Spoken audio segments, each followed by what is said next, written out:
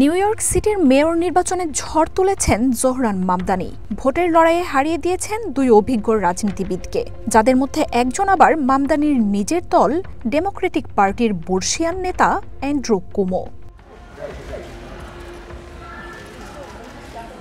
মঙ্গলবারের ভোটে জোহরান মামদানির ৫০% বেশি ভোটের বিপরীতে কুমো ৪১% মানুষের সমর্থন পান। পরাজয়ের পর নিজের সমর্থকদের উদ্দেশ্যে বক্তব্য দেন তিনি। কুমোর বক্তব্যের সেই দৃশ্যই এখন ছড়িয়ে পড়েছে সবখানে।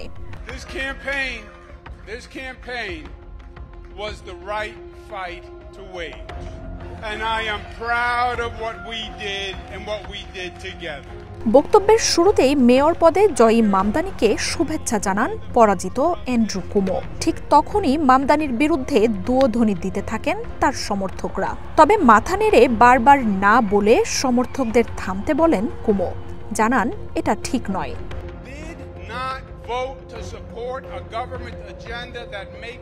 এটা ঠিক নয়, এটা ঠিক নয়। আমরা এমন নই।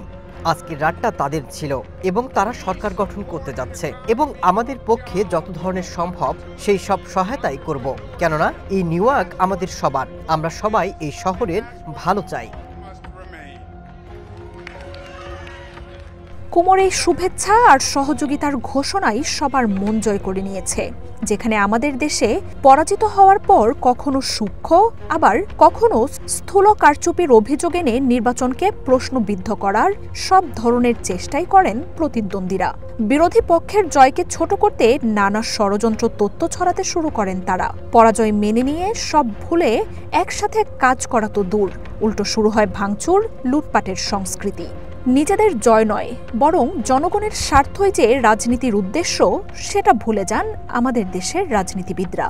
সেখানে তার উল্টো চিত্র দেখা যায় পশ্চিমা গণতন্ত্রের দেশগুলোতে। তারা পরাজয়কে স্বাভাবিকভাবে মেনে নিয়ে দেশকে এগিয়ে নিতে সহায়তা করেন। মার্জিয়া উপমা, ওয়ান ইন্টারন্যাশনাল ডেস্ক।